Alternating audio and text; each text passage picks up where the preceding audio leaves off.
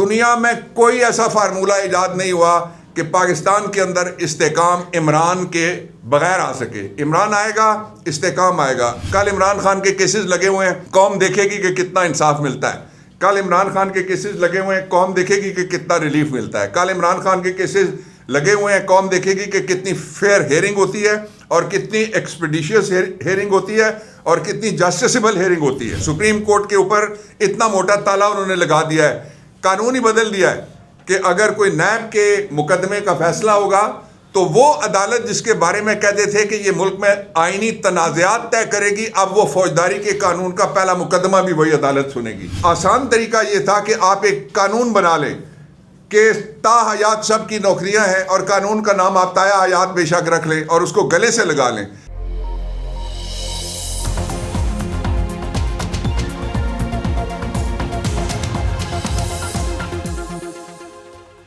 बिस्मिल्लाहिर्रहमानिर्रहीम, अस्सलाम वालेकुम। पाकिस्तान और दुनिया भर में देखने और सुनने वालों को अब्दुल कादिर का सलाम। पाकिस्तान में 9 मार्च की शाम है और इस वक्त मैं इस्लामाबाद के खैबर पख्तूनख्वा हाउस की जानिब जा रहा हूँ। वहाँ पर पीटीआई के कुछ रहनुमाओं को एक अहम प्रेस कॉन्फ्रेंस करनी है क्योंकि इमरान खान के केसेस की समाअत का बाकायदा आगाज़ होने जा रहा है कल से।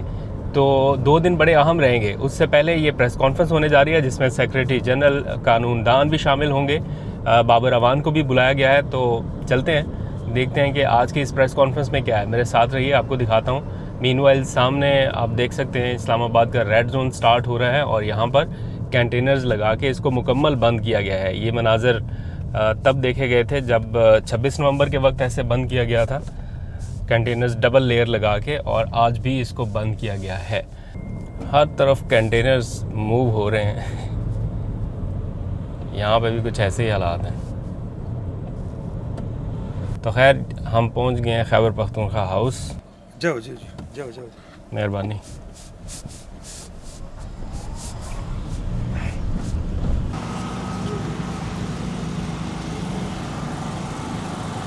इंतजामिया में कौन है? अस्सलाम वालेकुम, क्या हाल है? खैरियत से? अस्सलाम वालेकुम।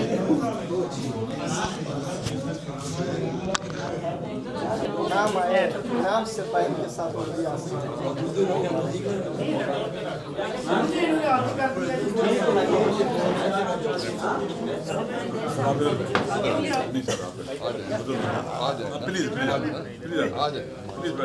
इतना अच्छा आप गुफ्तगू करते हैं, बहुत अच्छी।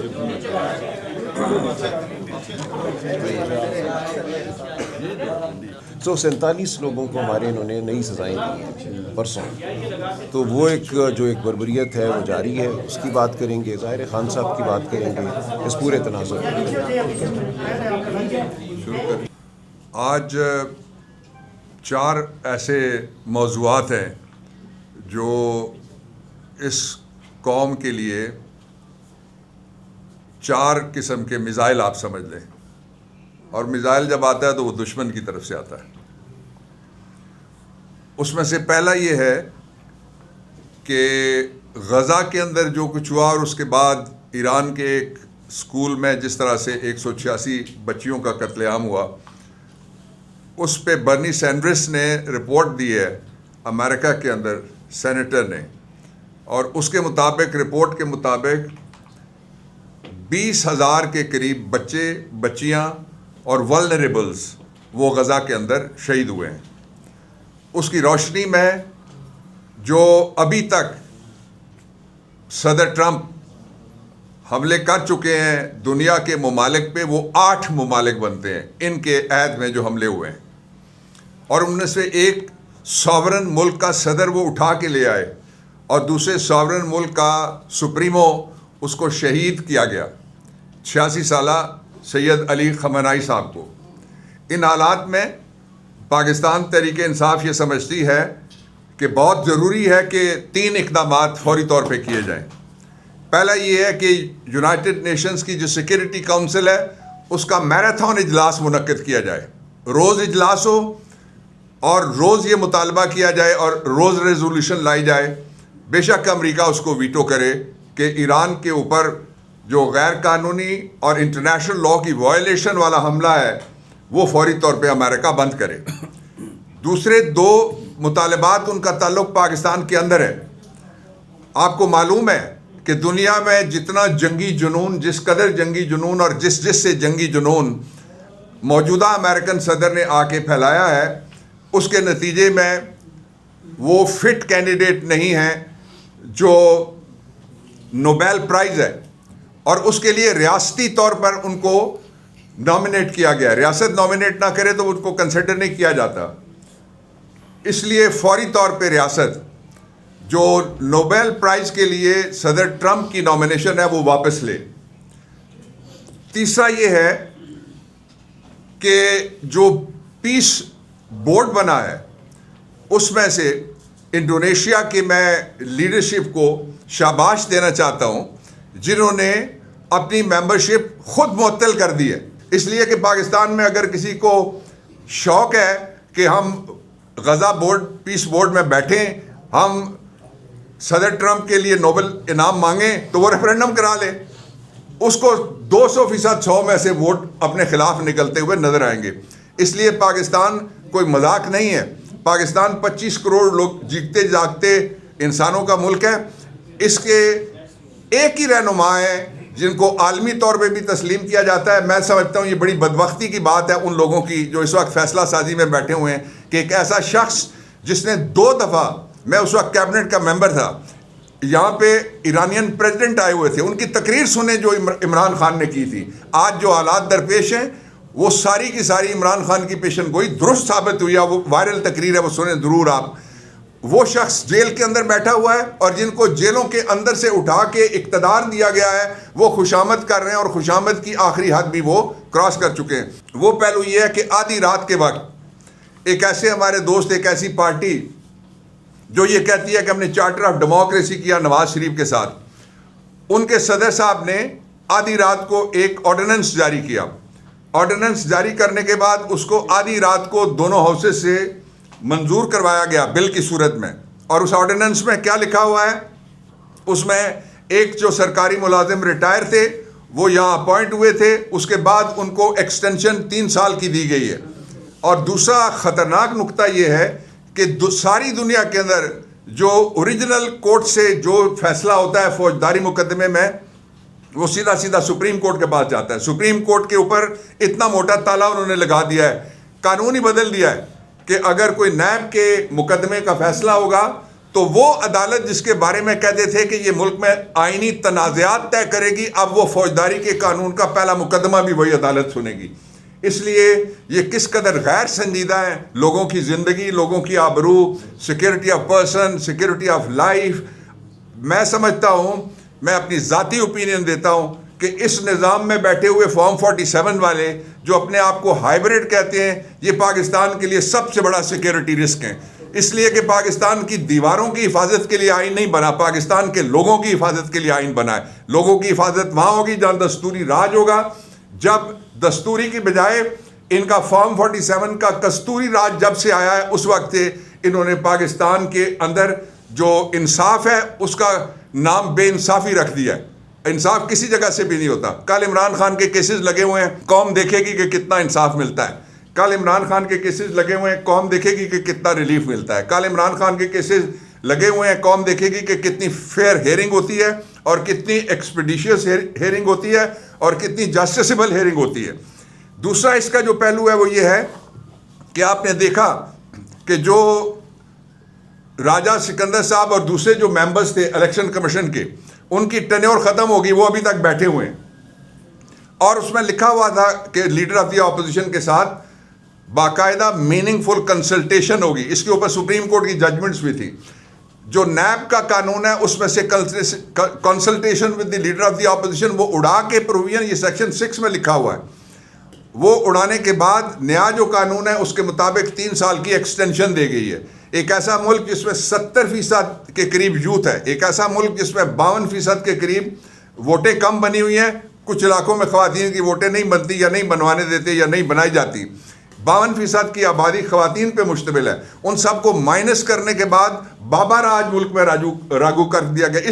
ये जो बाबा राज है, इसको एक आसान तरीका ये था कि आप एक कानून बना लें कि ताहयात सब की नौकरियां हैं और कानून का नाम आप ताया हयात बेशक रख लें और उसको गले से लगा लें। पाकिस्तान में रास्ते रोके जा रहे हैं तरक्की के भी, और तरक्की किसी कौम की जब तक, जिस तरह हमारी जनरेशन जी है, उसकी नौजवान नस्ल, उसको एतमाद निज़ाम पे नहीं होता, उसको उम्मीद निज़ाम पे नहीं होती, उस उम्मीद को ख़त्म किया जा रहा है। उसके साथ ही मैं दो बातें और कहना चाहता हूँ। 47 मज़ीद लोगों को सज़ाएँ दी गई हैं। पाकिस्तान तहरीक इंसाफ के दो जो अपोजिशन लीडर थे, उमर अयूब, शिबली फराज, हमाद अज़हर, कमल शोज़ब, ख़वातीन में से भी ज़रताज गुल और जुल्फ़ी बुखारी पाकिस्तान में थे नहीं, उनको भी सज़ा दे दी गई। गिल साहब हैं, डॉक्टर गिल, उनको भी सज़ा दे दी गई, और बेशुमार दूसरे नाम हैं जो लिए जा सकते हैं। उस सज़ा की हकीकत यह है कि किसी भी कानून में पाकिस्तान में जब तक मेन ट्रायल मुकम्मल नहीं होता, उस वक्त तक जो प्रोक्लेम्ड ऑफेंडर है उसके ख़िलाफ़ 87, 88 ज़ाब्ता फौजदारी की कार्रवाई की जाती है। परपेचुअल वारंट ऑफ अरेस्ट, यानी मुसलसल जो एक्सिक्यूट होता रहेगा, सेल्फ एक्सिक्यूटरी वारंट ऑफ अरेस्ट, वो जारी किया जाता है। वो जारी किया जा चुका था, और उनमें से जो पेश ना हो, जब मेन एविडेंस रिकॉर्ड हो जाती है सारी की सारी, उनकी जगह से अगर कोई प्रॉक्सी वकील भी खड़ा करे अदालत, तो उसके बावजूद भी जब तक सारी एविडेंस रिकॉर्ड नहीं होती, मैंने देख लिया है, कुछ अपीलें मैंने दायर करनी है, इसलिए मैं ये आपको बताता हूँ उस फैसले को देख के, उसके फैक्ट्स के मुताबिक, कि ये वो अशख़ास हैं जिनका नाम FIR में नहीं है, ये वो अशख़ास हैं जिनका नाम पहले चालान में नहीं है। 8 चालान पेश हुए, 8 चालानों में इनका नाम नहीं है। इनमें से अक्सर ऐसे लोग हैं जो मौके पे मौजूद नहीं है। इनके ऊपर किसी जगह पत्थर उठाने, नारा लगाने का भी इल्ज़ाम नहीं है, जो अक्सर ऐसे लोग इनमें शामिल किए गए।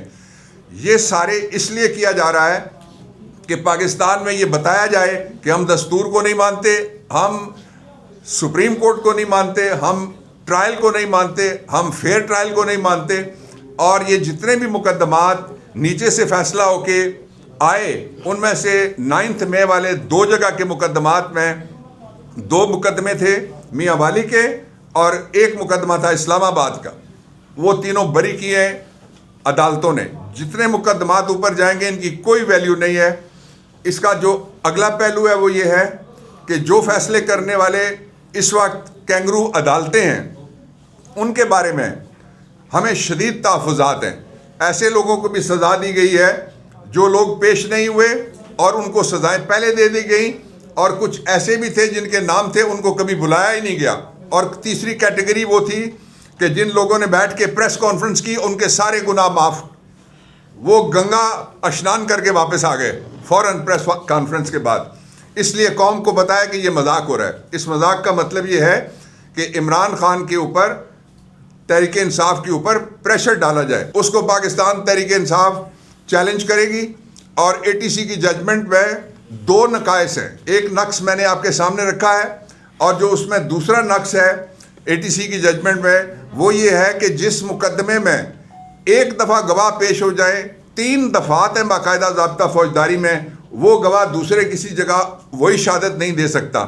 यहाँ 52 मुकदमात में गुजरांवाला के अंदर, फैसलाबाद के अंदर, सरगोदा के अंदर, लाहौर के अंदर, पिंडी के अंदर, इस्लामाबाद के अंदर, वही 3 गवाह, जो एक कहता है मैं सोफे के नीचे घुस के इमरान खान की साजिश सुन रहा था, दूसरा कहता है मैं चारपाई के पीछे खड़ा था, तीसरा कहता है मैंने वहाँ खुफिया मेरे राब्ते थे जिनकी वजह से मैं अंदर चला गया और मेरे सर पे सलमानी टोपी थी। इन हालात में ये बहुत ज़रूरी है कि पाकिस्तान को फौरी तौर पे या ये हुकूमत रुखसत की जाए, या एक नया फेयर फ्री ट्रांसपेरेंट इलेक्शन, उसके बगैर कौम को इत्मीनान कोई नहीं आना।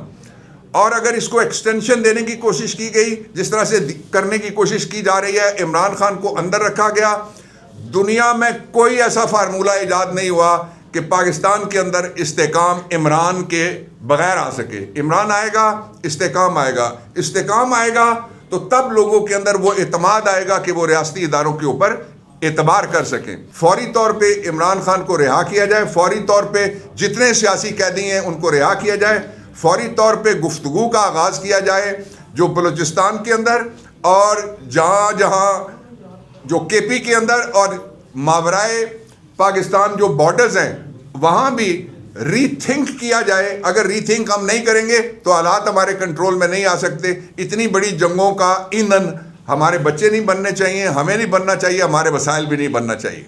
बहुत शुक्रिया।